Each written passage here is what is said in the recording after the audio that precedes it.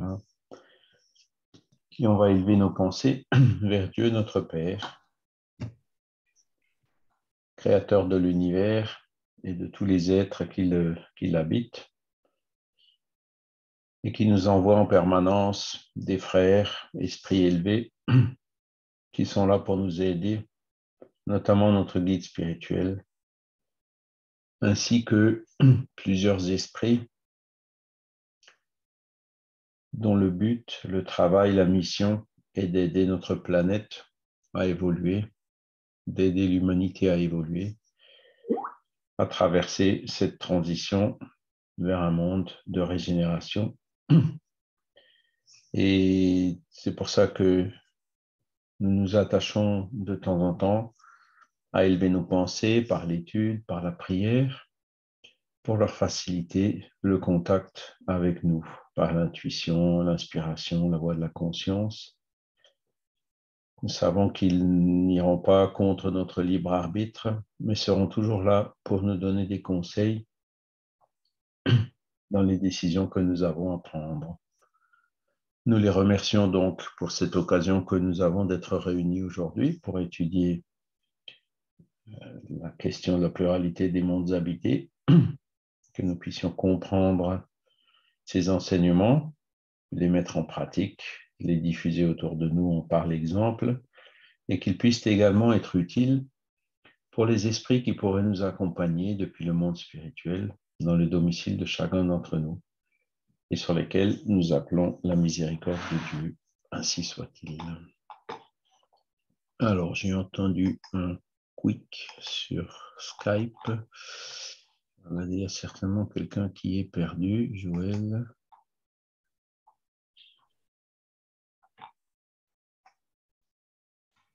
Je suis connecté, mais j'ai rien. Non, c'est pas, on ne peut pas être connecté au bon endroit.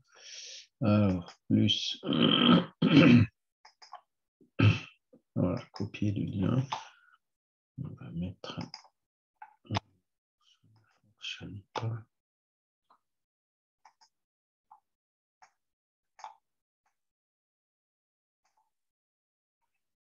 Alors, attendez, je suis un petit peu coincé. Pourquoi je n'arrive pas? Pourquoi je ne vois pas? On va bien lui répondre, mais. Ah oui.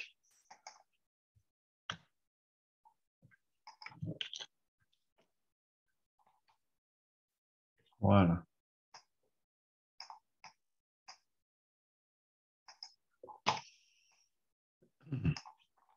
Donc aujourd'hui, nous sommes le 15 mai 2022, déjà la moitié du mois de mai.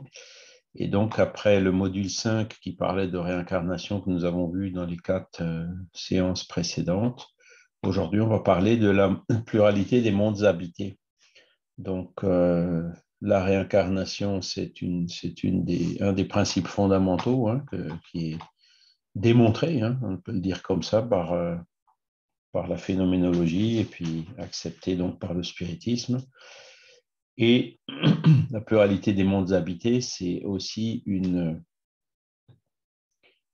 ça fait partie de cet ensemble d'enseignements, puisque il y a des esprits qui sont beaucoup plus élevés que nous, comme on le dit toujours dans la prière.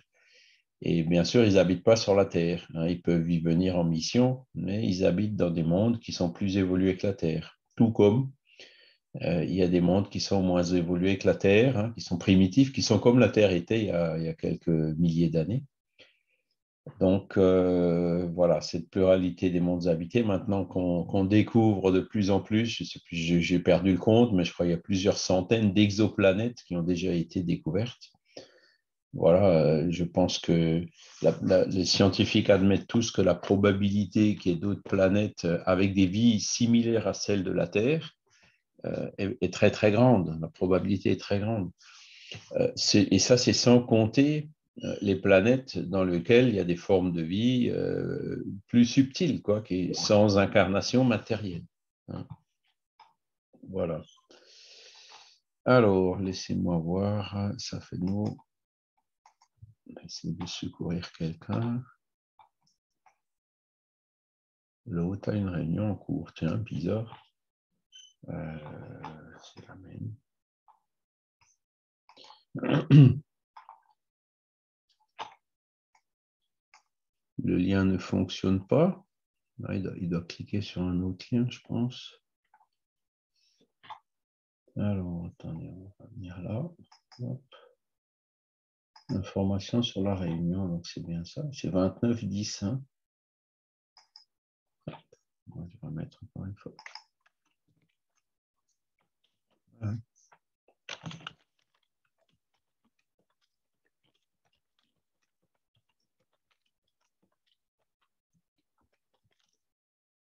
Voilà. Et donc aujourd'hui, on va voir plus spécifiquement le fluide cosmique universel, le fameux FCU, et les questions de matière et d'esprit. Donc c'est ce que je vous disais à l'instant.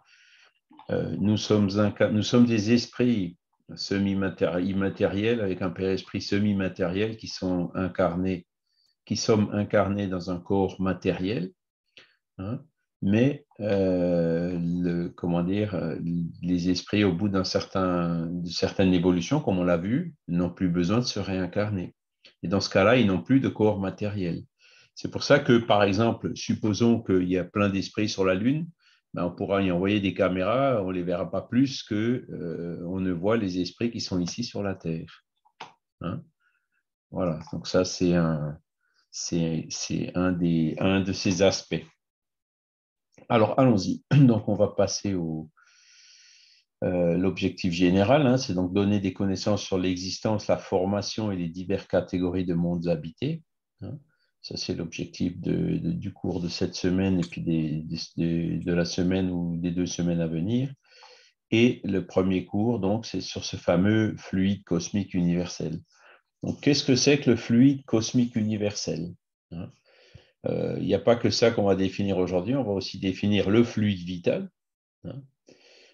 On va définir la matière et l'esprit, quelles sont les différences, comment ça se complète, selon l'enseignement spirit. Alors, il y a la première chose dont il faut parler, c'est ce fameux mot fluide. Hein. Et le mot fluide, vous le voyez à beaucoup d'endroits dans la codification, et c'est parce que à l'époque, c'était une notion qui était très utilisée par la science. Par exemple, la science, quand elle essayait d'expliquer l'électricité ou le magnétisme d'un aimant, on parlait d'un agent qu'on nommait fluide, de fluide électrique, le fluide magnétique. Hein. Donc aujourd'hui, la science a changé de terminologie. On utilise les noms champ électromagnétique et champ électrique et champ magnétique, ou champ électromagnétique. Hein, c'est la terminologie. On n'utilise plus le mot fluide dans la science aujourd'hui, sauf pour le fluide en opposition au solide et au gaz. Hein. Encore, le gaz, c'est aussi un fluide. Donc, notamment, il y a une science c'est la mécanique des fluides. D'accord? Et donc, cette mécanique des fluides étudie les écoulements de l'eau, de la vapeur, etc. Hein. Donc, le mot fluide, aujourd'hui, il est plutôt utilisé dans ce sens. Hein. Alors, c'est là où il faut comprendre comment Kardec l'utilisait. Donc, le fluide cosmique universel, c'est pas de l'eau, un liquide ou un gaz. Hein. Il faut plutôt le comprendre comme un agent. D'accord? Ou éventuellement un champ. Mais là, je ne m'aventure pas trop parce que les champs, en fait, on n'est pas sûr que, par exemple, le fluide vital, ce soit un champ dans le sens physique du terme aujourd'hui, hein, comme le champ électrique ou le champ magnétique. Hein, ça reste encore à étudier ou à démontrer. Donc, c'est pour ça que j'utilise le mot agent. Donc, Kardec nous parle, enfin, les esprits plutôt nous parlent de ce fluide cosmique universel. Hein. Donc, Kardec résume dans la Genèse comme suit. Il est un fluide éthéré qui remplit l'espace et pénètre les corps. Alors, là aussi, il y a le mot éthéré. Éthéré, c'était une expression à l'époque, hein, comme il le dit dans la phrase suivante, ce fluide, c'est l'éther ou matière cosmique primitive génératrice du monde et des êtres.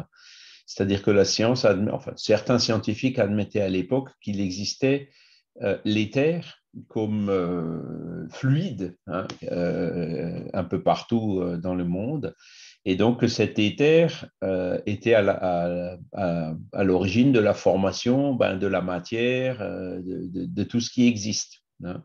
Voilà.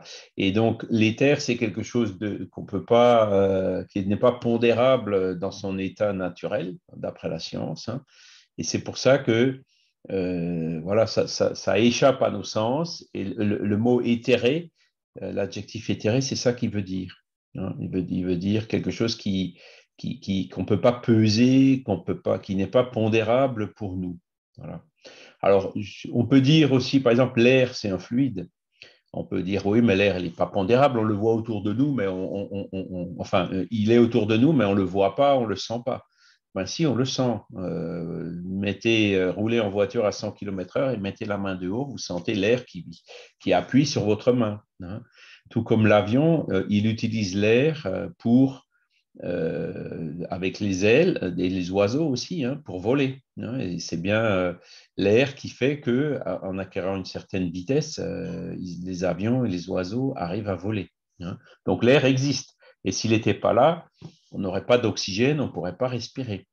L'air, on peut aussi le voir quand on gonfle un ballon, hein. L'air pousse sur le ballon pour lui. Donc l'air, c'est un gaz, hein, mais le gaz, on considère que c'est tangible. Donc là, quand on dit l'éther, c'est quelque chose d'encore plus subtil que l'air. Voyez.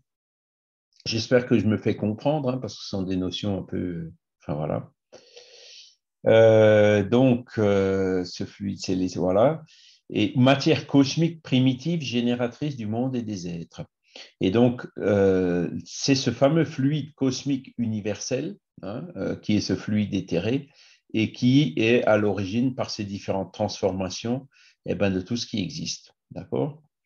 À l'éther sont inhérentes les forces qui ont présidé aux métamorphoses de la matière, les lois immuables et nécessaires qui régissent le monde. Voilà. Donc, l'éther, il est à l'origine de tout. Donc, on parlait tout à l'heure d'électricité, de magnétisme. C'est le fluide cosmique universel qui est derrière ça. On parle par exemple, la Terre et la Lune qui s'attirent, c'est aussi ça, le Soleil. Enfin, voilà, tout est une transformation de ce fameux fluide cosmique universel.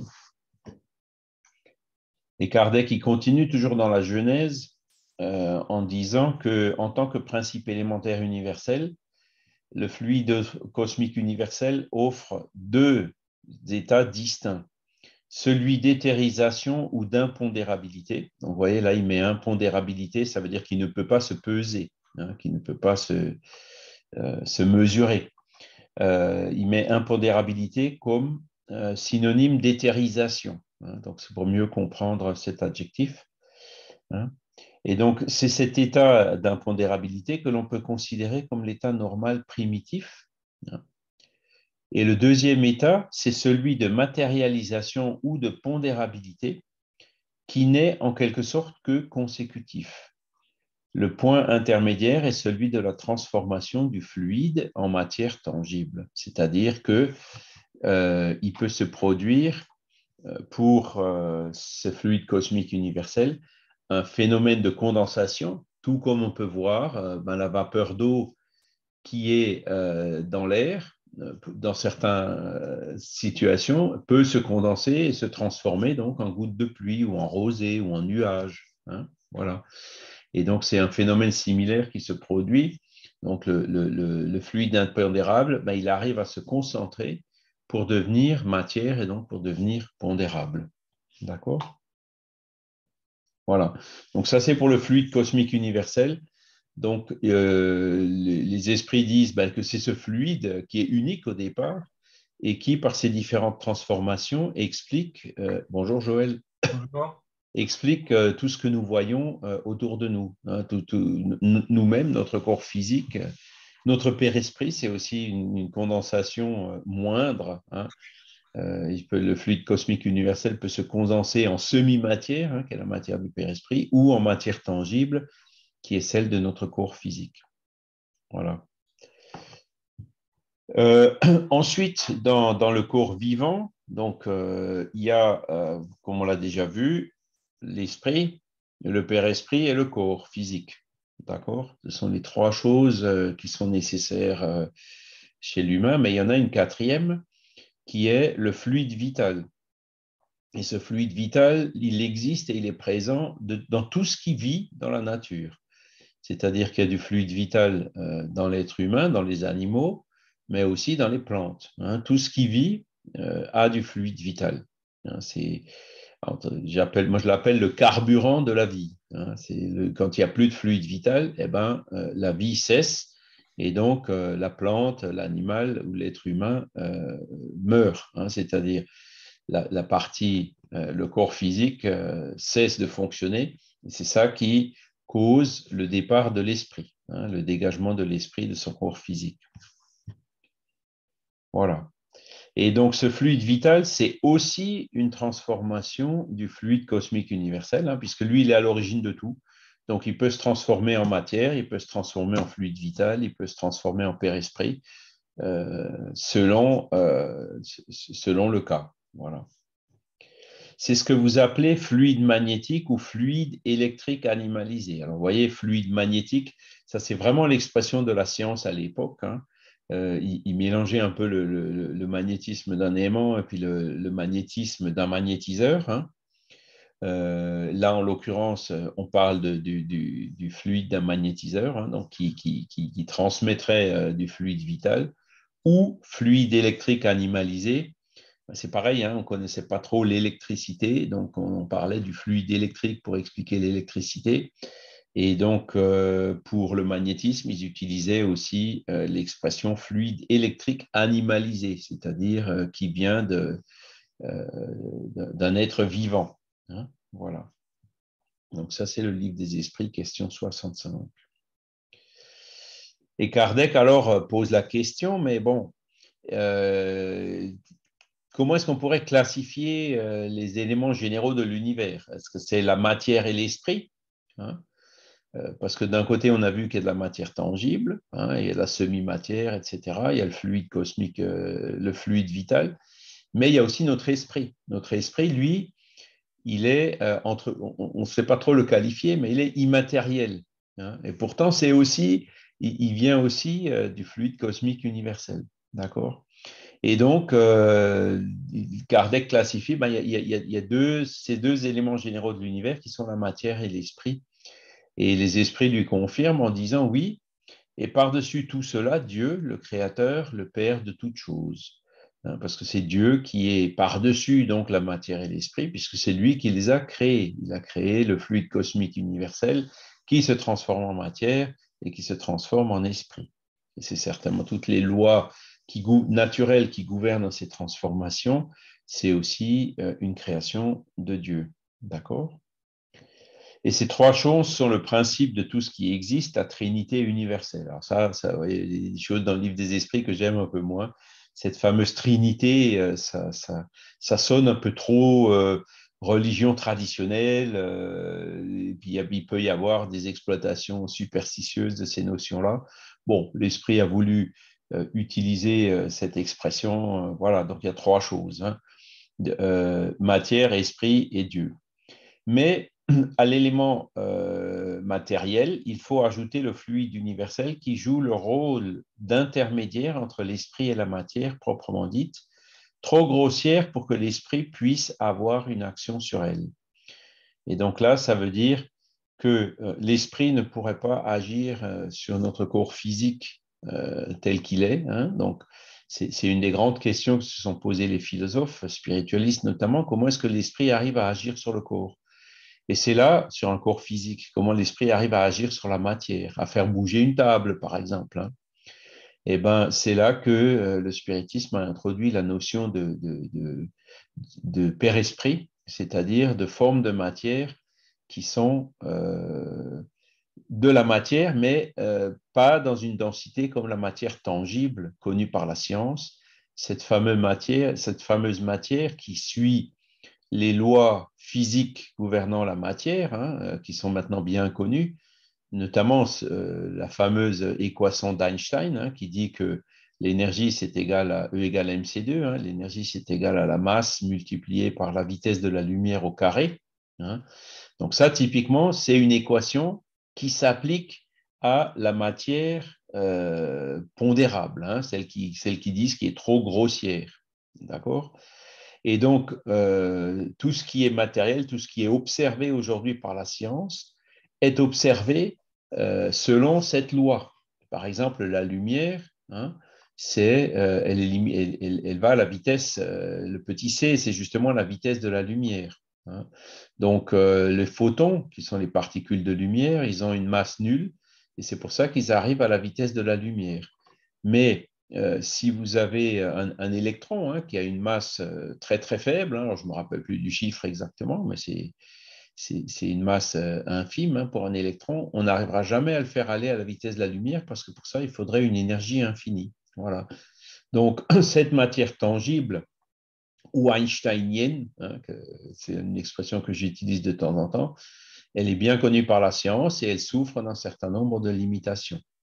Par exemple, la lumière émise par le Soleil, elle met plusieurs minutes pour arriver jusqu'à la Terre, hein, parce que la lumière ne va que à 300 000 km par seconde. Donc, si vous avez un objet qui est distant de 300 000 km, hein, la lumière a besoin d'une seconde pour passer de l'un à l'autre. Mais comme le Soleil il est beaucoup plus loin, eh ben, ça fait quelques centaines de secondes et donc c'est quelques minutes. D'accord? Et pareil, pour aller, par exemple, de la Terre à Jupiter, ben là, c'est plus des minutes, c'est des heures. Hein, c'est plusieurs heures pour que la lumière ou les ondes ou quoi que ce soit de matériel puisse aller de la Terre jusqu'à Jupiter. Alors que les esprits, eux, quand ils se communiquent, ils disent, ah ben, nous, on peut y aller quasi instantanément. Hein. Ils disent à la vitesse de la pensée. Donc ça c'est quelque chose que j'essaie de vous expliquer pour vous montrer la différence entre cette fameuse matière et cette semi-matière. D'accord? L'autre père-esprit, qui est donc justement ce qui sert d'intermédiaire à l'esprit pour qu'il puisse agir sur le corps physique matériel, il est d'une densité beaucoup plus faible que la matière que nous connaissons. L'équation E égale mc2 ne fonctionne pas pour la matière du père-esprit, puisque l'esprit peut aller instantanément ou quasi instantanément de la Terre jusqu'à Jupiter ou du Soleil jusqu'à la Terre, alors que la matière a besoin de quelques minutes ou de quelques heures. D'accord? Mais pourtant, c'est quand même de la matière. Hein, mais donc, c'est ce que la nouveauté qu'apporte le spiritisme, c'est de dire aux scientifiques aujourd'hui, très bien, vous étudiez la matière, E égale mc2, les particules, la mécanique des fluides, etc., etc., etc.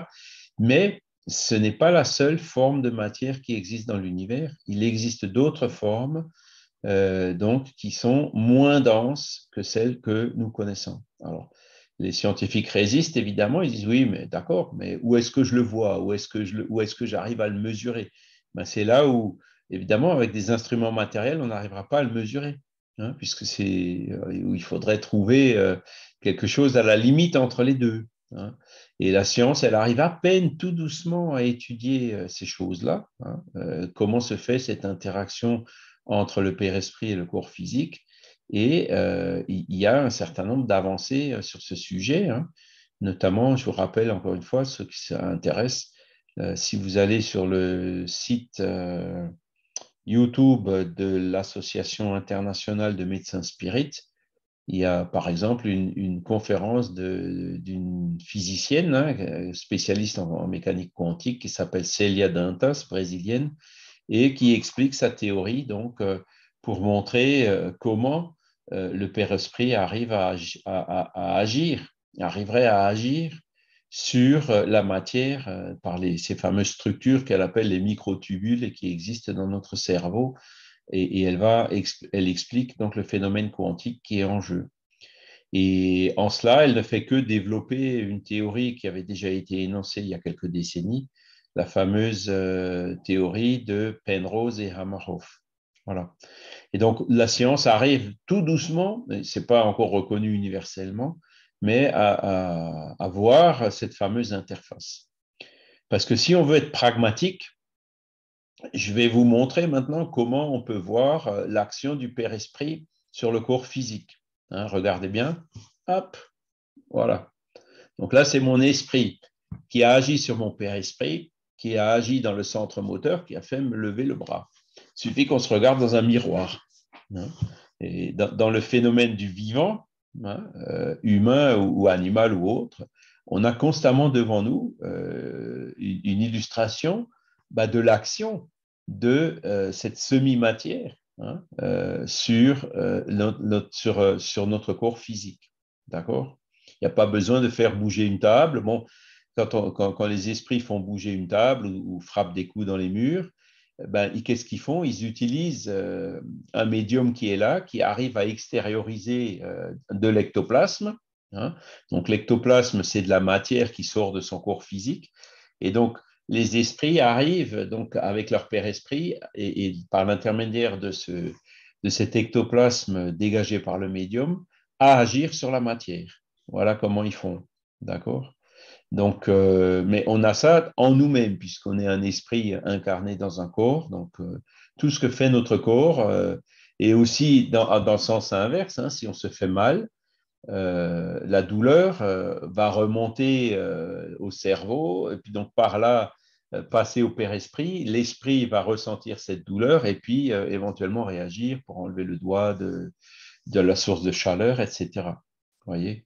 Donc, cette interaction entre l'esprit et la matière, on en a l'exemple devant nous. Voilà. Et c'est ça qui devrait amener les scientifiques à dire, bon, comment est-ce que je peux expliquer ces choses-là? Comment est-ce que je peux expliquer, par exemple, aussi le développement d'un fœtus, hein, où vous avez une cellule fécondée au départ, hein, qui est une cellule souche, qui se multiplie en 2, 4, 8, 16, et puis d'un coup, voilà, ça part en 3 dimensions, ça fait des bras, des doigts, la tête, les jambes. Les cellules vont se spécialiser, il y en a qui vont faire les muscles, les os, la peau, les différents organes, le cerveau, etc. Et donc, cette morphogénèse ne peut s'expliquer que par une énergie, hein, par un moule qui vient d'ailleurs, de l'extérieur, hein, et pas de la mer. Hein. La mer, elle produit les aliments, le matériau par son alimentation qui permet à ces cellules de se développer. Elle amène le côté matériel. Mais le moule qui fait que le fœtus se développe, notamment si c'est un fœtus d'un garçon, hein, dans le ventre de sa maman, ce n'est pas le moule de la maman qui va faire un garçon. Vous voyez ce que je veux dire? Donc, c'est l'esprit lui-même qui s'est déjà incarné, comme on l'a vu dans les séances précédentes. C'est lui qui explique le développement de l'embryon. Donc, l'esprit peut agir sur la matière par l'intermédiaire du Père-Esprit, qui n'est autre qu'une condensation intermédiaire, hein, de ce fluide cosmique universel. D'accord? Alors, l'esprit, proprement dit, le principe intelligent, hein, donc je vous rappelle, esprit, père-esprit et corps. Hein. Corps, c'est matériel, on connaît. Père-esprit, c'est semi-matériel, je viens de vous en parler. Maintenant, il y a l'esprit. Donc, l'esprit, est-ce qu'il est indépendant de la matière ou est-ce qu'il est qu'une propriété, comme les couleurs sont les propriétés de la lumière et le son une propriété de l'air? Donc, Kardec demande, est-ce que l'esprit, à la question 25, est-ce que l'esprit existe? Est-ce que c'est quelque chose? Réponse des esprits, l'un et l'autre sont distincts, c'est-à-dire que l'esprit, c'est bien quelque chose de distinct. Et c'est d'ailleurs là où se situe la source. L'esprit, c'est la source, hein, où se trouve l'intelligence, où se trouve la mémoire, où se trouve la moralité. Voilà, ce qui fait notre caractère, notre personnalité, c'est dans l'esprit. Le Père-Esprit n'en est qu'un reflet et le corps physique, ensuite, une expression, hein, si vous voulez. Et donc, les esprits disent, l'un et l'autre sont distincts, donc l'esprit, c'est bien différent de la matière, mais il faut l'union de l'esprit et de la matière pour intelligenter la matière. Voilà. C'est-à-dire que la matière, sans esprit, elle serait inerte. hein. C'est comme le minéral où il n'y a pas d'esprit, où il n'y a pas de fluide vital. Vous pouvez magnétiser une pierre ou un cristal, hein, ça c'est possible, mais vous ne le ferez pas, entre guillemets, vivre. Vous voyez, il n'y a pas de fluide vital. Et donc, pour intelligenter la matière, notamment la matière organique qui compose les plantes, les animaux, les corps, ben, il faut cette union de l'esprit et de la matière. D'accord? Donc, en fait, on parle encore une fois du chiffre 3 là. Donc, il y a l'esprit, le père-esprit et le corps. Ce qu'il faut savoir, c'est que c'est l'esprit, c'est dans l'esprit que se situe l'intelligence, la source, hein. Le père-esprit, donc, c'est l'intermédiaire sur lequel agit l'esprit, donc qui est semi-matériel, et donc qui est plus ou moins dense suivant l'évolution de l'esprit. Donc, on voit très bien que ce que le père-esprit est, c'est gouverné par ce que l'esprit est, hein. Et ensuite, donc, il agit sur le corps. Oui, Fabrice? Oui, Charles, tu dis que dans un minéraux ou dans une pierre, il n'y a pas de fluide vital. OK, mais alors, dans une pierre, il y a des atomes, il y a des électrons, il y a des Oui, forces, il y a de l'énergie. Si oui. c'est pas du fluide vital, c'est quoi alors? C'est de la matière. Oui, mais l'énergie qu'il y a au niveau des atomes, il y a forcément une énergie pour faire fonctionner tout ça. Pour l'électron, les atomes, c'est pas Ouais. inerte, il y a une énergie. Bah, C'est une déclinaison du fluide universel, là. Oui, c'est ça, c'est une transformation du fluide universel. Et si tu veux savoir comment ça se passe, ben, tu as la mécanique quantique, la physique du solide. Voilà, quand tu vas à l'université, c'est ce qu'on t'apprend, hein. Oui. Donc, en fait, Pourquoi? c'est une déclinaison du fluide cosmique, mais on est d'accord, c'est pas du fluide vital au sens où on Non, va en trouver dans la plante ou un animal, quoi. c'est ça, c'est ça. C'est encore une autre variation du fluide cosmique universel. Oui, mais c'est ce qu'on appelle la matière et ses propriétés.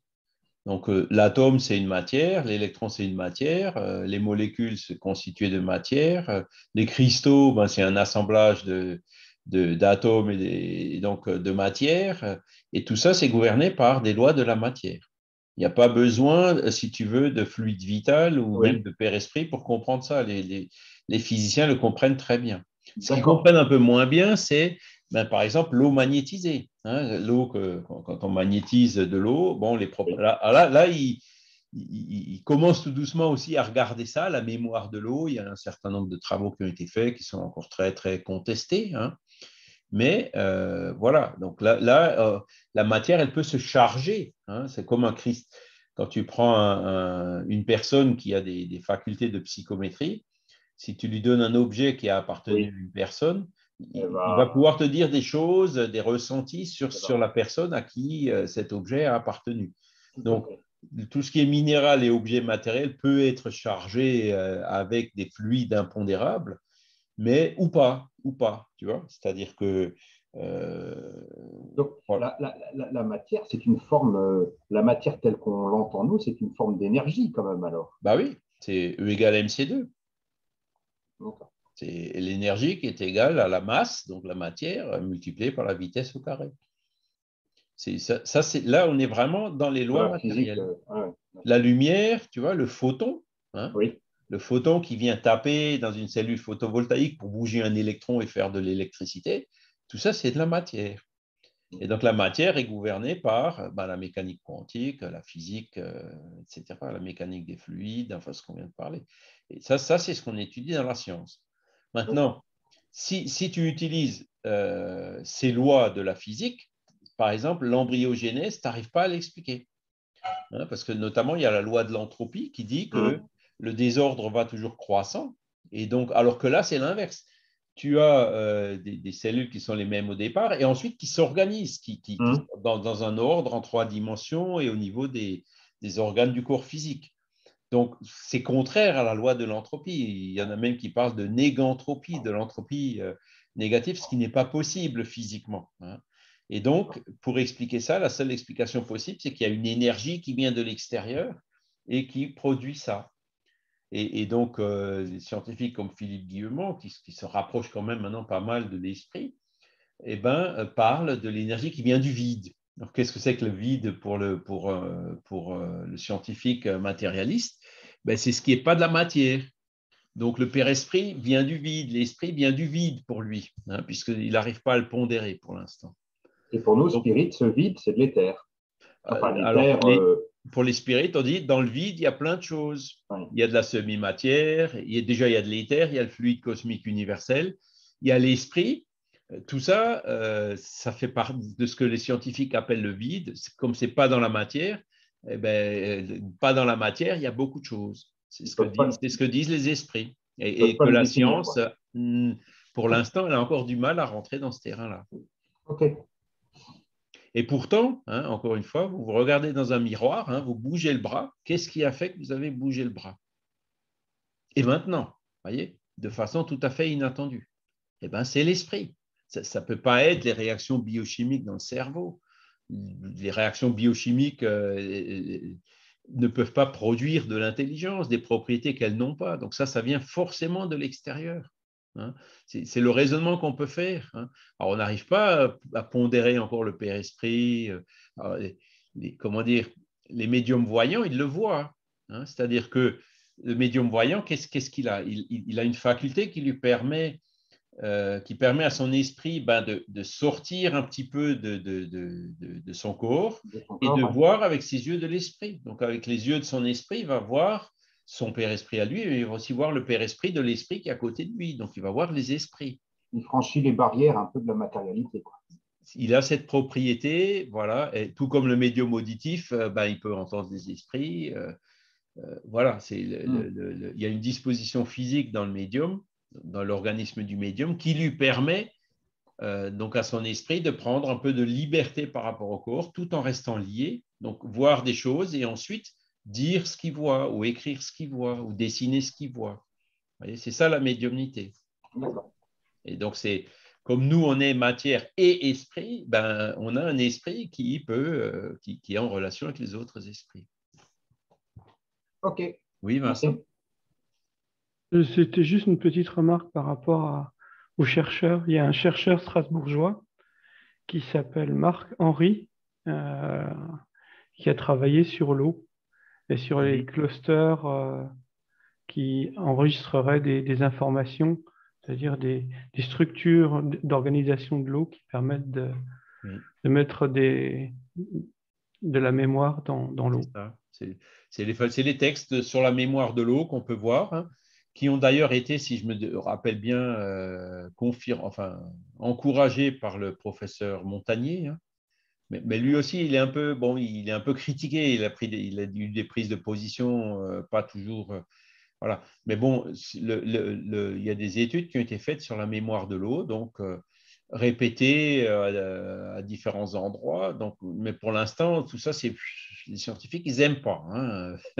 C'est un peu rejeté, ça dérange un peu trop leur conception. Mais encore une fois, c'est un pas dans le sens. Nous, en tant que spirit, on voit ces avancées de façon positive, tout comme les matérialisations, les phénomènes de matérialisation, Katie King, Crookes, tout ça.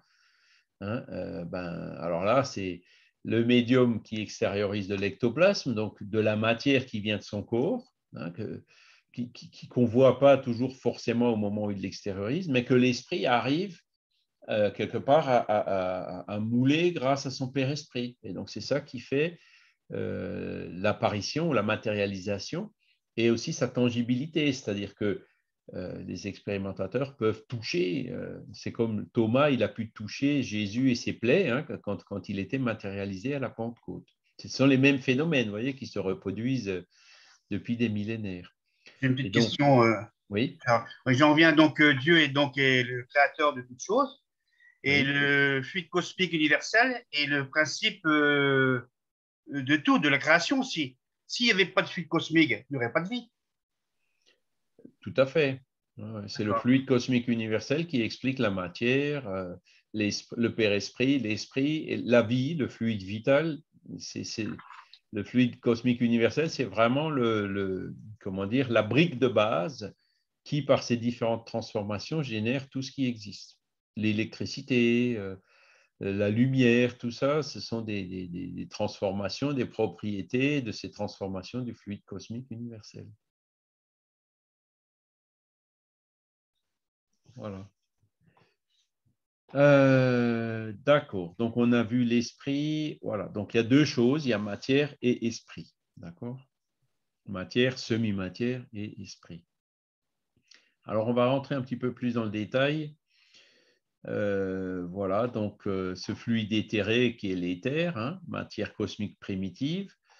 Et donc, c'est à cet éther que sont inhérentes les forces qui ont présidé aux métamorphoses de la matière, les lois immuables et nécessaires qui régissent le monde. Voilà, vous avez les lois de la matière sont immuables, elles ne changent pas. Hein. La physique, les constantes, la vitesse de la lumière, il y a plein de choses ça ne bouge pas. Hein. Ce sont comment dire, les lois immuables et nécessaires qui régissent les mondes. La loi d'attraction universelle, hein, qui fait que la Terre et la Lune s'attirent, ne bouge pas. Hein. C'est ça qui assure cette harmonie qu'on voit dans l'univers. Hein. Et donc, après, il se transforme c'est lui qui se transforme dans de multiples formes, comme il dit, hein, indéfiniment variées suivant les combinaisons de la matière, localisées suivant les masses, diversifiées dans leur mode d'action suivant les circonstances et les milieux, qui sont connus sur la Terre sous les noms de pesanteur. Donc, pesanteur, c'est l'attraction universelle. Cohésion, alors ouais, tout ça, c'est des mots qui étaient utilisés par la science à l'époque. Pesanteur, c'est la loi de la gravité, mais on comprend très bien ce que ça veut dire.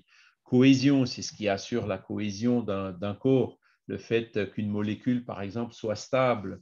Hein. Donc, c'est la cohésion. L'affinité, c'est ce qu'ils utilisaient pour dire que l'hydrogène a de l'affinité avec l'oxygène pour se combiner chimiquement pour faire de l'eau. Hein. C'était quelque chose qui était utilisé par les chimistes à l'époque. L'attraction, donc c'est à la fois l'attraction entre la Terre et la Lune, ou le magnétisme, hein, l'aimant qui attire les métaux. Hein. Le magnétisme, donc ça peut être le magnétisme de l'aimant, ça peut être le magnétisme aussi des magnétiseurs. L'électricité, hein, donc, qui en était aussi à ses tout débuts à l'époque. Voilà. Donc, c'est le fluide cosmique universel qui, par ses différentes transformations, d'après les lois de la nature, donc, est à l'origine de toutes ces propriétés qui sont étudiées par la science.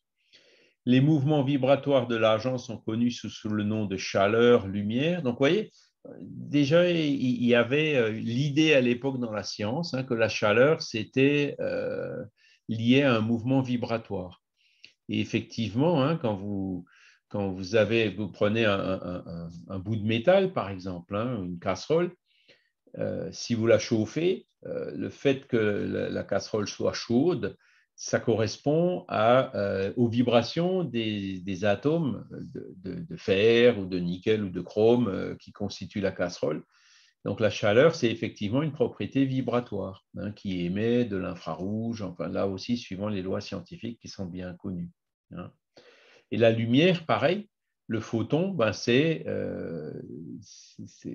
on peut l'utiliser suivant la dualité onde-particule. Donc le photon, ça peut être considéré comme une onde. Hein. Donc c'est bien un phénomène aussi vibratoire. Hein, la science avait quand même déjà quelques notions de ce type à l'époque. Hein. En d'autres mondes, elle se présente sous d'autres aspects, offre d'autres caractères inconnus à celui-ci, et dans l'immense étendue des cieux, des forces en nombre infini se sont développées sur une échelle inimaginable, dont nous sommes aussi peu capables d'évaluer la grandeur que le crustacé au fond de l'océan ne l'est d'embrasser l'universalité des phénomènes terrestres. Voilà, et donc, on a envoyé maintenant des robots sur Mars. Apparemment, il y aurait eu de l'eau sur Mars, mais le petit bonhomme vert, le martien, on ne l'a toujours pas vu. Hein. Donc, qu'est-ce que ça veut dire? Est-ce que ça veut dire qu'il n'y a pas de vie sur Mars? Non, il n'y a pas de vie enfin, pour l'instant, on n'a pas trouvé de la vie comme nous, dans les conditions, donc avec de la matière qui s'anime grâce à un esprit, un père-esprit. Ça, on ne l'a pas vu sur Mars, d'accord? Mais sur Mars, il peut très bien y avoir des esprits, par exemple. Hein. Et donc, il peut y avoir de la vie sous d'autres formes. Vous voyez? Et donc, c'est ce qu'il dit ici. Hein. Dans d'autres mondes, ces transformations du fluide cosmique universel se présentent sous d'autres aspects, avec d'autres caractères qu'on ne connaît pas encore sur la Terre. D'accord? Voilà. Et donc, c'est là où on voit donc cette universalité, enfin cette pluralité, pardon, des mondes habités. Voilà. Or, de même qu'il n'y a qu'une seule substance simple, primitive, génératrice de tous les corps, mais diversifiée dans ses combinaisons, de même toutes ces forces dépendent d'une loi universelle, diversifiée dans ses effets, et qui, dans les décrets éternels, a été souverainement imposée à la création pour en constituer l'harmonie et la stabilité. Donc, on est toujours encore dans la Genèse, chapitre 6. C'est là où Kardec a le plus développé ce sujet. Et effectivement, les lois qui gouvernent les transformations de l'éther, les scientifiques n'y sont pas encore, ils en sont encore limités aux lois qui gouvernent exclusivement la matière tangible, la matière einsteinienne, comme on l'a vu tout à l'heure. Et donc là, il y a un domaine immense qui s'ouvre pour la science, pour essayer d'aller un peu plus loin et de comprendre ces transformations-là. Vous voyez, je vous donne un autre exemple.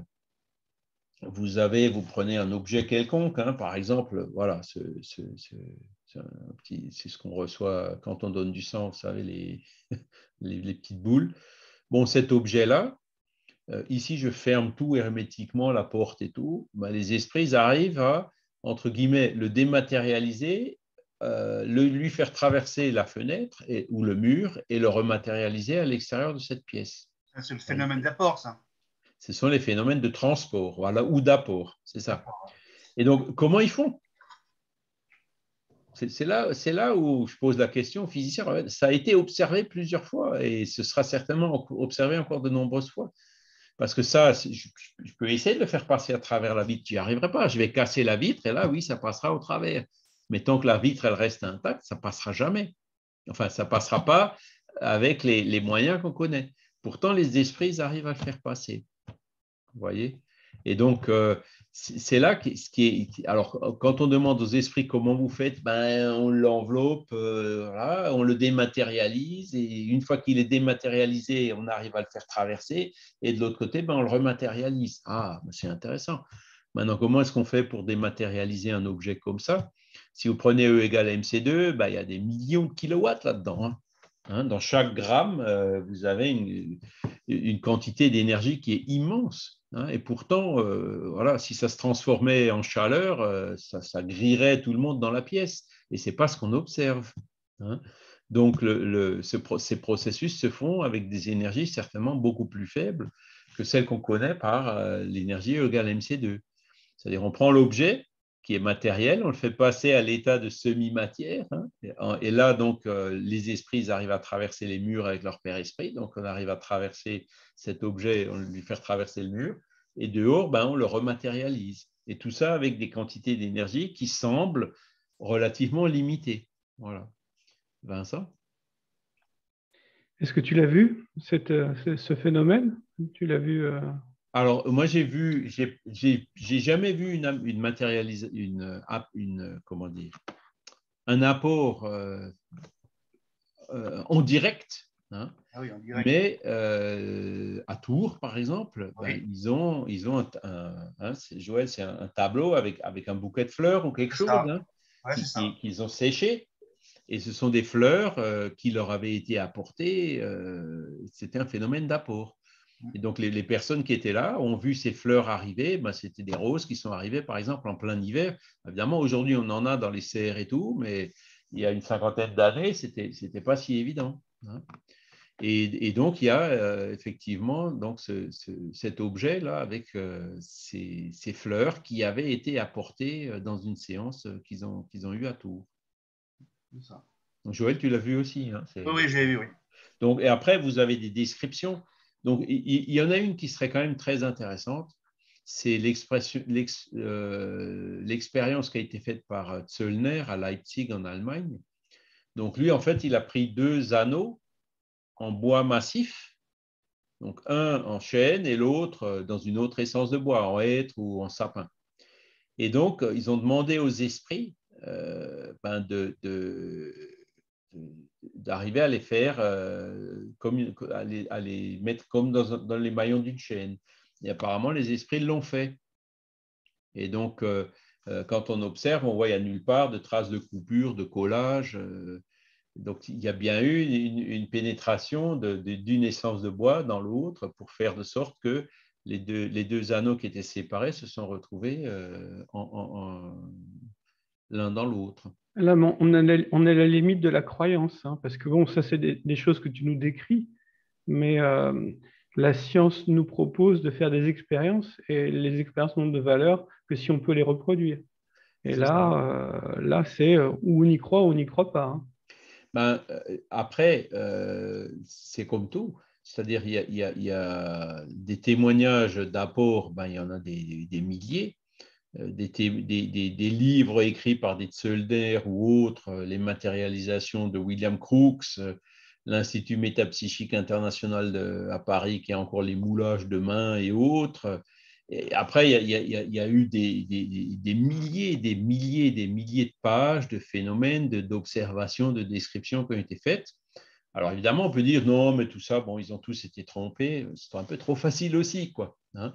Donc, on ne voit pas pourquoi ces gens-là, ils auraient eu intérêt à s'entendre entre eux pour raconter des choses de façon coordonnée entre eux, alors que hein, à l'époque, c'était plus difficile. Dans le but de quoi? De gagner de l'argent? Non, c'était des gens qui étaient simples, qui faisaient ça de manière tout à fait désintéressée. Donc, à partir de là, voilà, hein, on peut comment dire, donner déjà un crédit légitime. Maintenant, d'un autre côté, je ne sais pas si vous avez vu la conférence du docteur Fructuoso. Donc, lui, il décrit des choses que lui, il a vues aussi. Hein. Donc, pareil, c'est lui qui l'a vu, mais il y avait d'autres témoins, il n'était pas seul. De personnes, notamment un chirurgien hein, qui était resté sceptique d'ailleurs après, hein, qui avait un problème au niveau du cœur et donc qui a été résolu en une séance médiumnique par dématérialisation, rematérialisation, réparation fluidique, entre guillemets, de la partie de son cœur qui était endommagée. Hein. Oui, mais donc, je reviens pour les phénomènes d'apport, seuls les esprits évolués ont la capacité des phénomènes d'apport. Alors, c'est effectivement assez.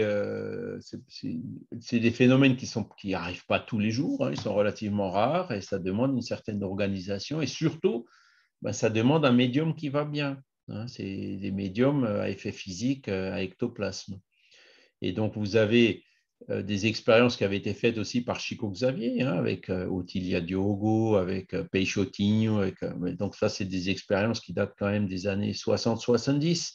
En cours aujourd'hui, l'autre jour, il y a 3-4 ans, j'étais au Danemark pour une conférence. Ben, là-bas, ils ont des groupes qui font des expériences avec des médiums à effet physique. Hein, donc, l'Institut métapsychique international à Paris. Je n'ai pas trop d'informations récentes, mais cherche aussi à continuer ces expériences. Donc, elles se produisent toujours encore aujourd'hui. Mais voilà, une des applications, je dirais, la plus courante et pour laquelle les esprits collaborent le plus, c'est comme on l'a dit, hein, c'est pour dématérialiser des tumeurs, ce genre de choses. C'est à des fins thérapeutiques, quoi, pour aider des personnes qui sont malades. Voilà. Après, nous, on a eu un phénomène comme ça. Hein, c'est une dame qui était venue dans notre centre, hein, qu'on connaît d'ailleurs toujours, et qui avait un angiome au cerveau, donc qui était allée à l'hôpital de Nancy en l'occurrence, qui avait son scanner ou son IRM, enfin l'examen d'imagerie qui montrait clairement son angiome. Et qui donc devait y retourner. Elle avait pris rendez-vous un mois après pour se faire opérer du cerveau, d'enlever cet angiome. Elle était venue dans notre groupe, et donc on avait donné des passes magnétiques, voilà, comme on le fait d'habitude. Hein. Et puis quand la personne, un mois plus tard, elle est retournée à l'hôpital, donc ils ont refait les examens pour voir exactement où c'était avant d'opérer, ben, il n'y avait plus d'angiome. Voyez. Donc, qu'est-ce qui s'est passé? On ne sait pas. Mais en tout cas, l'angiome, il n'était plus là, merci mon Dieu. Donc ça, ce sont des phénomènes qui se produisent quand même assez fréquemment. Et le docteur Fructuoso en décrit quelques-uns, avec l'esprit qui explique, voilà ce qu'on a fait, hein, et qui explique ça à un médecin. Hein. hein, qui a la très bonne connaissance donc en l'occurrence de la partie du cœur qui était abîmée et qui a été réparée. Donc voilà, après, donc les expériences spirites ne peuvent pas être répétées comme une expérience scientifique, comme ça, en claquant des doigts ou en imposant des conditions, etc. Elles peuvent être répétées dans des conditions favorables pour qu'elles se présentent. Donc, on sait très bien, il y a la prière, le recueillement, le médium à effet physique. Enfin, il y a un certain nombre de conditions qui sont nécessaires pour que le phénomène puisse se produire. Et il faut aussi que les esprits veuillent le produire. Surtout ça. Voyez, et donc, si c'est juste un scientifique qui dit « ouais, voilà, je te donne 1 million si tu arrives à le faire », ben ça ne marchera pas. Ce n'est pas comme ça que ça fonctionne, quoi. Mais après, bon, c'est comme quand on observe des phénomènes de la nature, le comportement animal ou même au niveau astronomique, hein, l'explosion d'une supernova. On ne peut pas le répéter à volonté, il faut bien qu'on attende qu'il se produise pour l'observer. Donc, c'est ça que les scientifiques utilisent souvent comme argument pour dire ouais, bon, on peut pas le répéter à volonté, donc c'est pas. Non, la science, c'est un peu plus compliqué que ça. Hein, voilà, il y a des phénomènes qu'on ne peut pas répéter à volonté. Fabrice? Oui, moi, c'est pas que ça me gêne, mais ces personnes qui ont vu des tumeurs disparaître comme ça, en partant du principe que le hasard n'existe pas, que chaque personne est récompensée en fonction de ses œuvres, qu'est-ce que ces personnes ont pu faire ou comment les esprits ont eu le droit d'intervenir pour dire telle personne a un cancer, on va la lui enlever? Parce que dans ces conditions-là, pourquoi ça ne bénéficie pas à tout le monde? Toi, tu en as eu un. Pourquoi certaines personnes, par l'intervention des esprits, un jour il y a une tumeur, après il n'y a plus de tumeur, et puis d'autres vont en mourir? Ce que je veux dire par là, c'est voilà, il y a quand même la loi d'action et de réaction, la loi de voilà enfin, je sais pas, ça m'interpelle un peu quand même. Tout à fait. Non, mais et c'est là où nous on connaît qu'une partie de l'histoire. Ouais, Nous on voit ouais. quelqu'un qui est malade, on voudrait bien le guérir. On voit une personne qui a un angiome et qui doit se faire couper le crâne, rentrer dans son cerveau. Voilà, ben, on essaye de l'aider. C'est tout. Maintenant, effectivement, ça ne marche pas toujours. Hein. Parce que les esprits, pour intervenir, on est d'accord, même si ce sont des esprits supérieurs, ils ne font pas ça d'eux-mêmes. Il y a toujours là-haut quelqu'un qui va dire oui, vous pouvez le faire ou non, vous ne pouvez pas le faire. C'est pas je demande et puis ça y est, ça s'en va, quoi. Sinon, ce serait un peu trop facile. On est d'accord. Tout à fait. Et on en revient à ce que je dis de temps en temps. La personne qui s'est suicidée et puis qui attrape jeune un cancer et qui en meurt, ben c'est pour la guérir. C'est pour guérir son père esprit. Donc le cancer, c'est... alors, le docteur Fructuoso, il l'a dit. Il l'a dit. Je ne me souviens plus de l'expression qu'il a utilisée. Mais quelque part, le fait de mourir d'un cancer, ça peut guérir notre âme. Donc, de guérir le cancer, en faisant qu'on traîne ce problème au niveau de notre père esprit encore plus longtemps pendant 1 ou 2 vies, ce n'est pas une bonne chose. Donc, dans ce cas-là, ça ne marchera pas. Tu vois? Par contre, si le père esprit est déjà guéri, la personne peut avoir une rémission du cancer parce que la cause qui a produit ce cancer, elle a disparu.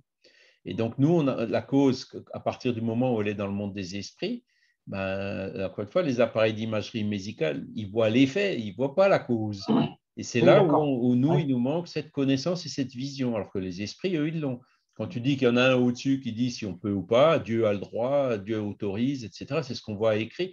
Mais bon, comment dire, les esprits, un temps soit peu élevés, ils voient tout ça. Et quand ils voient la personne, ils voient son passé, ils voient pourquoi elle a ça, et ils voient ce qu'il y a de mieux pour la personne. D'accord, donc on peut supposer que la personne qui se fait guérir comme ça, comment dirais-je, elle a pu faire un progrès quand même assez conséquent de façon à ce que justement sa tumeur puisse être enlevée par des esprits. C'est ça. Sinon, on le fait à tout le monde. Pourquoi il y aurait... Et on dit qu'il n'y a pas de... Comment dirais-je, Dieu n'a pas créé d'esprit qui soit privilégié par rapport à d'autres. Tout le monde est mis sur un pied d'égalité. Donc, si on permet à certaines personnes incarnées de leur enlever leur tumeur par l'intervention des esprits, c'est que ces personnes-là ont, je ne sais pas, soit fait une très bonne action, soit elles ont fait un progrès notable, soit… C'est ça. C'est ça Elles ont éliminé la cause de cette ouais, tumeur, ouais, tu vois. ouais. Et si c'était, je ne sais pas moi, de la haine ou de la jalousie ou une grosse rancœur envers quelqu'un qui les a rendus malades et puis qu'ils arrivent à pardonner, à couper ça, ben, ils vont guérir. Hein, une fois que le corps est atteint, la médecine doit traiter le corps, les effets, c'est sûr. Mais comment dire, la guérison totale, elle vient surtout de la suppression de la cause. Et cette cause n'est pas toujours matérielle. Hein. Elle est matérielle, par exemple, quand on mange trop, hein, quand on mange le diabète, ou bon, voilà. Mais souvent, elle est dans le monde spirituel. Et c'est là où on ne voit pas toujours. Et eux, les esprits, ils voient ça. Et donc, ils vont faire dans chaque cas que ce soit le meilleur.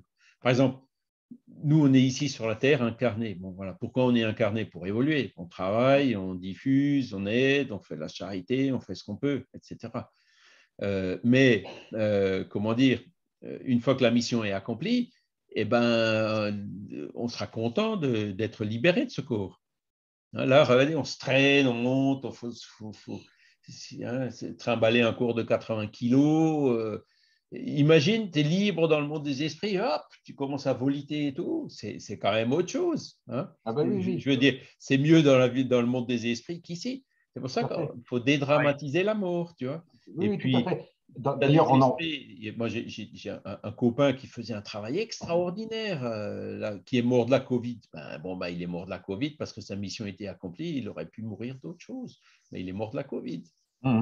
Oui, on en parlait justement la semaine dernière, je crois que c'était avec toi, où je te disais que j'avais vu une émission sur les EMI, les gens qui sont revenus, certains, ils n'avaient pas envie de revenir, quoi. Ils disent, on vous remet dans un corps, une sorte de prison, c'est lourd, c'est grossier, alors que là, on avait une liberté totale, on avait une vision. Et s'ils acceptent de revenir, c'est parce qu'ils comprennent qu'ils ont encore une mission à réaliser, à divulguer leur expérience, à témoigner, à sensibiliser les personnes pour se spiritualiser. Voilà, parce qu'ils ont encore l'occasion, en étant incarnés, de travailler pour évoluer. Et c'est pour ça qu'on se réincarne, parce que c'est pareil. Quand on est à l'état d'esprit, on doit y aller en freinant des cas de fer, hein, pour se réincarner. Mais bon, après, quand on comprend que la réincarnation, c'est ça qui nous aide vraiment à évoluer, on y vient quand même. Et il y en a qui peuvent mettre un millénaire ou deux pour se décider. Hein. C'est chacun qui va à son rythme et avec son libre arbitre. Donc, c'est comme ça qu'il faut le voir. Donc, c'est guérison. Guérir à tout prix, guérir physiquement, ce n'est pas forcément ce qu'il y a de mieux pour nous. C'est un peu difficile à comprendre, quoi. C'est ce que tout le monde souhaite, hein, quand on voit un enfant malade. Mais bon, après, ce qu'il faut souhaiter, ce n'est pas forcer une guérison. Ce qu'il faut souhaiter, c'est que ce soit le meilleur pour cet esprit-là. Et parfois, le meilleur, c'est de se désincarner, même enfant. Voilà. Et une fois qu'on a compris ça, on voit les choses un peu différemment. Alors, il y a Michel qui avait levé la main aussi à un moment. Je ne sais pas si tu voulais dire quelque chose, Michel. Oui, en fait, à propos de la guérison, il faudrait définir ce qu'est la guérison, parce que la guérison, c'est simplement du temps qu'on nous accorde en plus à passer sur la Terre. Donc la guérison, elle peut être apportée par les esprits, mais par la médecine classique aussi, en fin de compte. Donc, et c'est la même chose, c'est-à-dire que la guérison, qu'elle soit accordée par les esprits en enlevant une tumeur que la médecine actuelle ne soigne pas, eh bien, c'est la même chose que arriver à guérir une bactérie, par exemple, avec un antibiotique aujourd'hui, qu'il y a 100 ans ou 150 ans, on n'arrivait pas encore à guérir. Mais seulement, on n'a plus besoin de l'intervention des esprits pour guérir une bactérie aujourd'hui, une bactérie classique, bien sûr, parce que la médecine terrestre, humaine, matérielle, arrive à la soigner. Mais la guérison, c'est du temps qu'on nous accorde en plus, parce qu'on a peut-être encore des choses à faire ici, parce qu'on a compris peut-être aussi des choses qui nous permettent de le faire, ou parce que la présence supplémentaire que nous avons ici pourra aussi aider d'autres personnes. Et le tout, c'est de s'élever spirituellement. Voilà. C'est ça, oui. Bon, je vous ai déjà raconté l'épisode de mon cancer. Hein. Bon, j'ai été opéré, hein, on m'a enlevé la prostate. Hein, donc, voilà. Et donc, pourquoi ils ont fait ça? Parce qu'ils ont l'expérience en disant, dans tel genre de situation, etc., on a le plus de chances pour le patient en faisant ça et ça. Bon, voilà. Donc, la médecine fait son travail et c'est très bien. Et la spiritualité, bon, ils auraient pu guérir aussi, ils auraient pu enlever le. Maintenant, mais ce n'était pas ça qui était prévu. Tout comme Chico, hein, avec son œil, là, qui disait à Emmanuel, ouais, mais les esprits ne pourraient pas m'arranger mon œil. Mais tu te prends pour qui? Va à l'hôpital comme tout le monde. Ouais, mais tu vois, j'ai un œil qui marche plus bien. Regarde, estime-toi heureux, tu en as deux. Bon, Emmanuel était un peu dur avec hein, avec Chico, mais ça illustre, voilà. Et s'il faut le faire, ils le feront. Hein. Si c'est ce qu'il y a de mieux pour nous. Mais sinon, voilà. Et moi, quand je vois avec le recul cette expérience, hein, c'est quand même une expérience qui m'a fait progresser beaucoup. Hein. Le fait de la souffrance, la nouvelle choc, le fait de se dire, bon, ok, maintenant, qu'est-ce qu'on fait? Voilà, regarder la mort en face. Hein, bon, voilà, ça nous remue. Hein. C'est comme une EMI. Hein. Des expérienceurs qui reviennent, ils sont plus les mêmes. Hein. Ça fait partie de ces outils qui servent à notre évolution. Et c'est pour ça que, vous voyez, il y a corps et esprit. Donc, matière et esprit, c'est ce qu'on voit dans le cours. Donc l'essentiel, c'est l'esprit. Il faut que l'esprit évolue. C'est ça le but. Et il utilise la matière donc, pour se réincarner temporairement, pour évoluer. Voilà. Et pour aider les autres à évoluer. Et c'est comme ça qu'on évolue. Hein. Voilà. Alors, le temps passe. Hein, donc, vous avez, je pense, le document. Hein, vous pouvez le relire. Voilà. Donc, vous avez les... C'est là où moi, je suis un peu d'accord avec Vincent. La science aujourd'hui ne se penche pas sérieusement sur ces phénomènes-là, comme elle a pu le faire il y a un siècle. Hein. Les William Crookes, les Frédéric Myers, les Gurney, Podmore, les Richet, les Delanne et autres, ils se penchaient quand même sérieusement sur toutes ces questions et ils sont arrivés à quand même tout un tas de conclusions. Quoi. Mais malheureusement, aujourd'hui, les scientifiques, voilà, il y a mon labo, mes conditions sont ça, répète le phénomène là-dedans. C'est pas comme ça que ça marche. Ils y vont avec un a priori négatif, et c'est ça qui fait que malheureusement, toutes ces avancées qui ont quand même été brillantes, hein, les Gustave Gelet, c'est pareil, il y a des milliers de livres, d'articles, etc., qui ont été publiés sur ces expériences-là, recommencent aujourd'hui à peine, hein, grâce aux médecins spirites, grâce à Jim Tucker et sur la réincarnation, hein, avec Ian Stevenson, mais il y en a trop peu. Hein, le charbonnier, le charbonnier, est-ce qu'on peut vraiment le qualifier de scientifique? Il fait parfois de bonnes choses, mais voilà, parfois ça dérape un peu. Mais bon, voilà, des scientifiques, vous en prenez, comment il s'appelle, Pim van Lommel, hein, le néerlandais qui a étudié les EMI, il a fait un travail scientifique remarquable. Ouais, et ça manque. Il en faudrait davantage de scientifiques qui se penchent de nouveau sur ces phénomènes avec les moyens d'aujourd'hui. Oui, Vincent? On parle de scientifiques, on parle par exemple, à l'heure actuelle, l'homéopathie n'est plus remboursée parce qu'on ne peut pas, de façon matérialiste, prouver l'efficacité de l'homéopathie. Par contre, de façon voilà, concrète, empirique, on peut prendre un certain panel de personnes et voir l'efficacité de l'homéopathie. Maintenant, c'est plus remboursé, tout bêtement. Alors, c'est effectivement, moi je le regrette, hein, je pense que c'est dommage. L'homéopathie, c'est certainement mieux que le placebo, contrairement à ce qu'ils disent. Hein. Mais je pense qu'une des erreurs, j'en ai discuté avec un médecin homéopathe brésilien, il me dit une des erreurs, c'est le jusque-boutisme. Hein. Les gens qui disent tout se guérit par l'homéopathie. Hein, et ça ne marche pas. Et j'ai une expérience assez malheureuse, une personne que je connais, qui était toujours médecine naturelle, homéopathie, etc., qui n'avait même pas de médecin traitant et tout. Et puis, voilà, un jour, paf, elle tombe, elle a eu un AVC. Quand elle est arrivée à l'hôpital, ils l'ont emmenée avec l'hélicoptère et tout. Ils avaient vu qu'elle avait, je ne sais plus, 19 ou 22 de tension, hein, ce dont elle ne s'était jamais rendu compte. Et puis aujourd'hui, elle est hémiplégique, quoi. Donc, c'est là où c'est le jusqu'au boutisme, à mon avis, qui cause du tort à l'homéopathie. Les gens qui disent on résout tout avec ça. Non. Un groupe spirit se doit toujours d'avoir cette position de dire quand le corps est atteint, il faut traiter le corps. Surtout, n'arrêtez pas d'aller voir votre médecin. Nous, on vous donne des passes, mais retourne à l'hôpital pour ton angiome, etc., etc.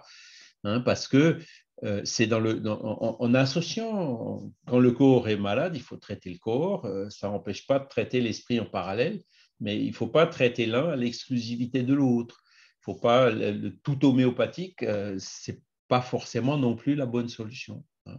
Et donc, si on a des positions, je dirais, plus mesurées, plus raisonnables, hein, moins jusqu'au boutiste, voilà, et là, je pense qu'on arriverait effectivement à montrer les bienfaits de l'homéopathie et certainement qu'il reviendrait nettement moins cher que beaucoup d'autres solutions traditionnelles. Mais il faut savoir respecter chaque moyen, quoi. Je crois que c'est dans le livre, excuse-moi Vincent, dans le livre La physiologie de l'âme, qui est une psychographie de Ramatis, où il parle de l'homéopathie. Oui. Il le développe, il parle de ça, il parle de l'alimentation, comment dirais-je, le fait de manger de la viande, l'alcool, le tabac, tout ça. Il parle justement de l'homéopathie, c'est très bien expliqué.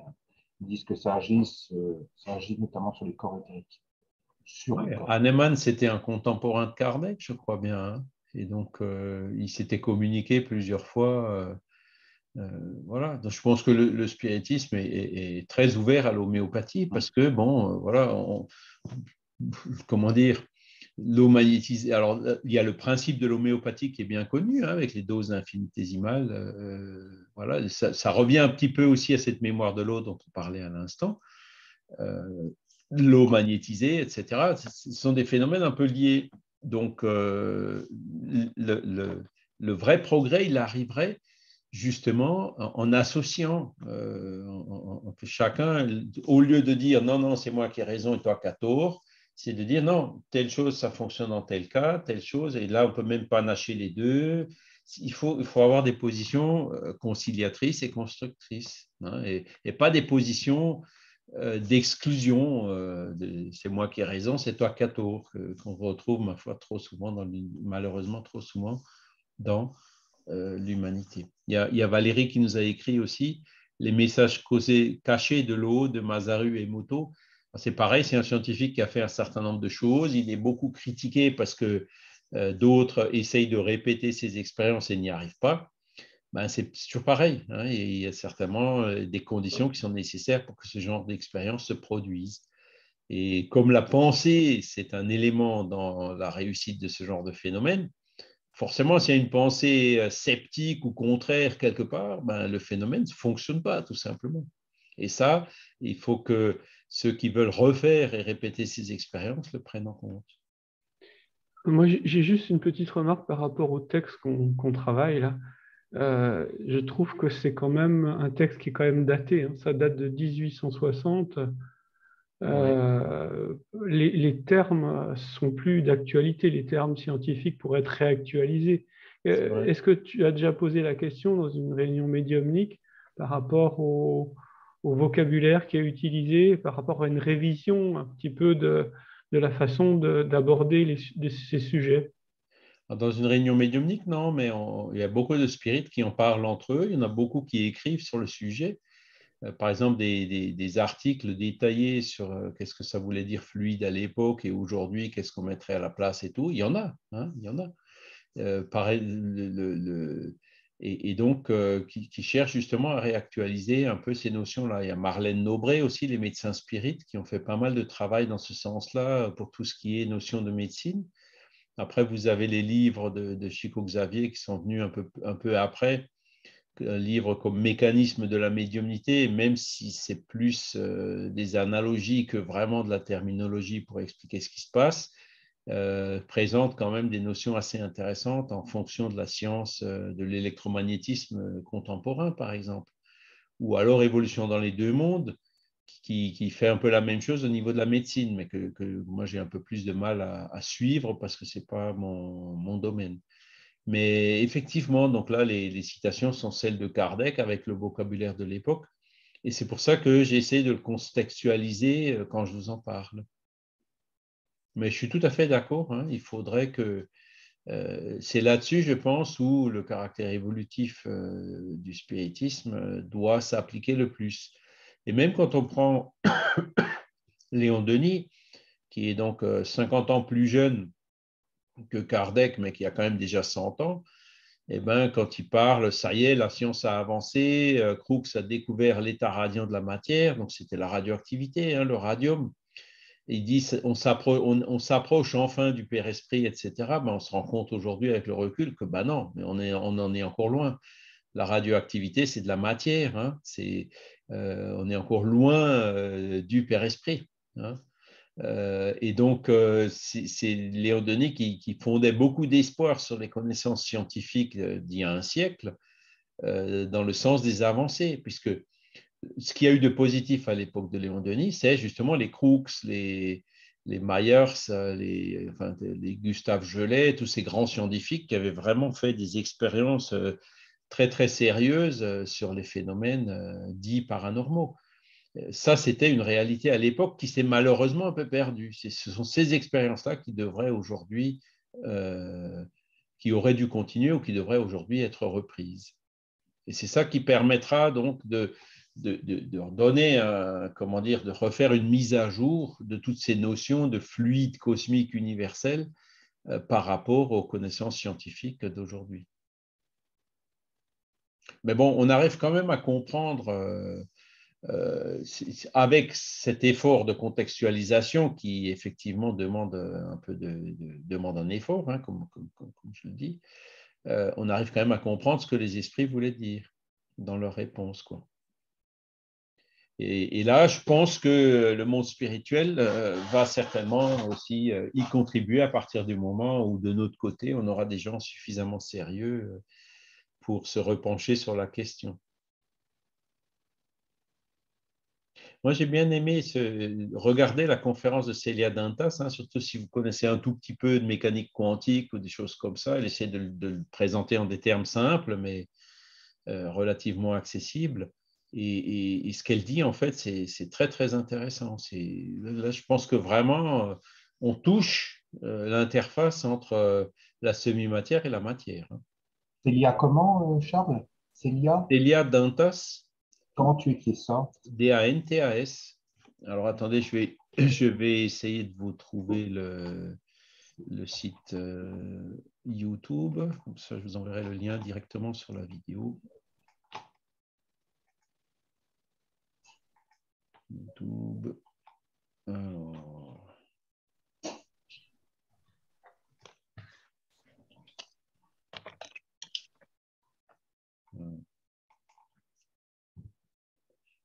Voilà, donc vous voyez, SM, ça c'est US et ça c'est international. Voilà. International Spiritist Medical Association. Donc, quand vous rentrez ici, vous voyez donc, alors, il y a 2 mois, voilà, c'est elle, là, vous voyez. Donc ça c'est... En français. Oui, attendez, non, c'est doublé en français. Donc ça c'était en 2020. English, alors, venez voir. Vous voyez, c'est la pensée qu'au monde particule. C'est Célia Dantas. Alors, est-ce qu'on l'a en français? On va voir si je clique.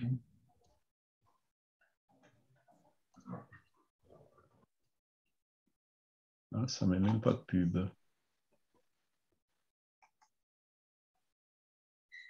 Non, les sous-titres, donc ça c'est de l'anglais. Dentro do programa do Congresso Virtual da Charles, pendant que tu cherches ça, je voudrais dire juste un petit mot Oui. à propos de la médecine, qui en fait ne croit pas à tout ce qui est spirituel, mais qui, dès qu'elle teste des médicaments, les teste ce qu'on appelle en double aveugle. Oui. Ces tests en double aveugle sont faits par des médecins ou des soignants, en tout cas, et avec une personne qui est malade. On va donc essayer ce médicament. L'essai de ce médicament, c'est que le patient ne sait pas si c'est le vrai médicament ou un faux, ce qu'on appelle un placebo. Et comme c'est en double aveugle, le soignant ne sait pas non plus s'il donne au patient un vrai médicament ou un faux médicament. C'est pour vraiment connaître l'efficacité d'un médicament. Donc ça veut dire que cette médecine qui ne reconnaît pas en fait l'efficacité de l'homéopathie, placebo ou pas, peu importe, eh bien, va quand même prendre des précautions lorsqu'elle va calculer l'efficacité d'un médicament. Là encore, c'est un paradoxe. C'est le paradoxe de la médecine. Oui, effectivement. Alors, ces méthodologies en double aveugle sont bien connues, hein, et sont, d'un point de vue méthodologique, tout à fait respectables. Donc, on encourage à les appliquer, clairement, hein. Donc, le médecin ne sait pas ce qu'il donne comme médicament, le patient ne sait pas ce qu'il reçoit comme médicament, si c'est le placebo ou si c'est l'homéopathie ou autre. Et c'est ça qui leur a permis d'arriver à la conclusion que, on ne voit pas de différence, hein. Il n'y a pas entre le placebo et puis l'homéopathie, on ne voit pas de différence. Et c'est une étude comme ça qui a fait qu'ils ont décidé d'arrêter de le rembourser.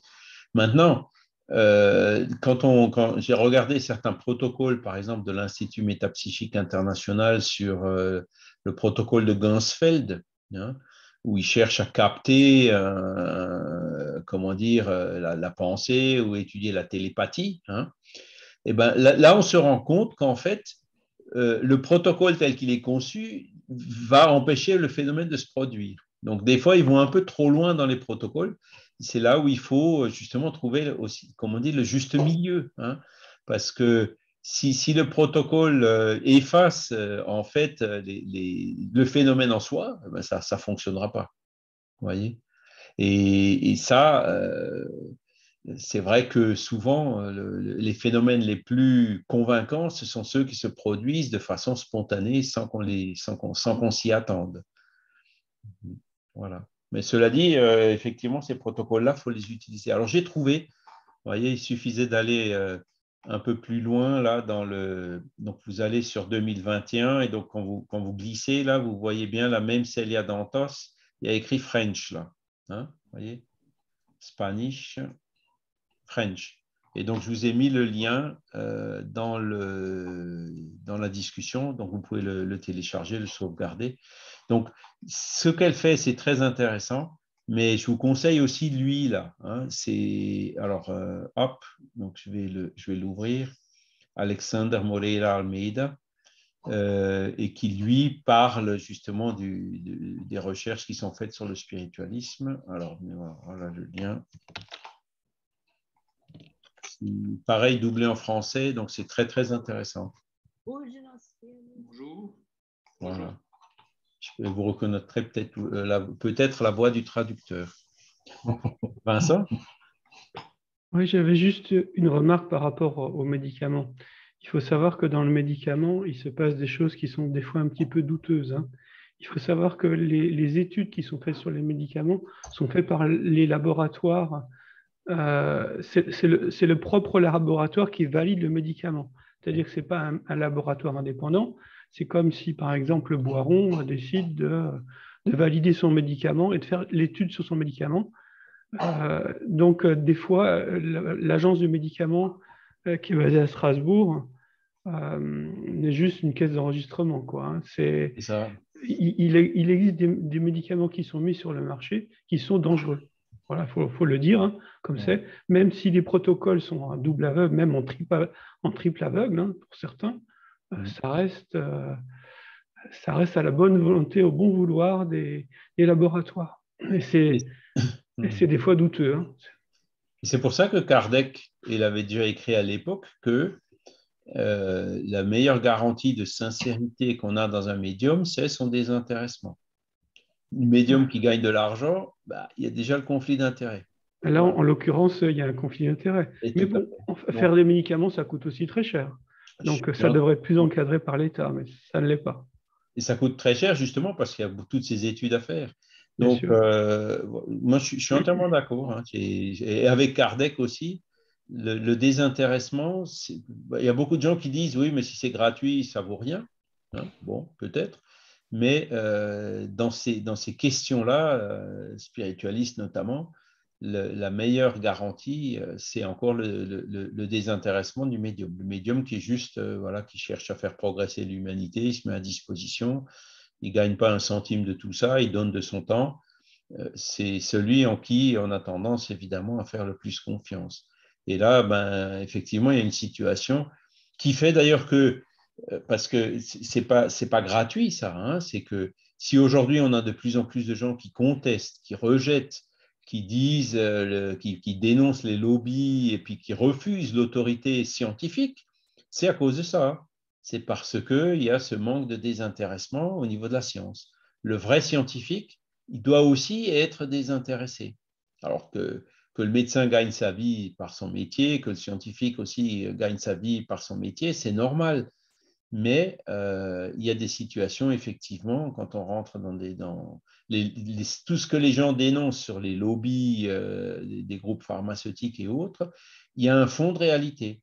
Et si on veut restaurer la confiance et éviter toutes ces dérives qu'on voit aujourd'hui, il y a le ménage à faire aussi du côté de la science, entre guillemets, officielle. Hein, ça, c'est clair. Je suis entièrement d'accord avec. Maintenant, il y a quand même, faut nuancer, il y a quand même le CNRS qui est normalement à but non lucratif. C'est ça. Maintenant, il y a des partenariats avec le CNRS, évidemment. Oui, ils sont financés aussi par l'industrie. Les partenariats publics-privés, alors, évidemment, payer des chercheurs, ça coûte cher. Payer de la recherche, ça coûte cher, mais de la recherche indépendante, c'est quand même plus intéressant que de la recherche privée. Hein. C'est ça. Et donc, dans la recherche sur les phénomènes paranormaux ou spiritualistes ou de matérialisation ou autres, c'est d'autant plus important. Parce que moi, je sais très bien, j'ai travaillé dans une société, quand on demandait à un gars qui était spécialisé dans ce genre d'études, sa première question, il disait, mais tu veux démontrer quoi?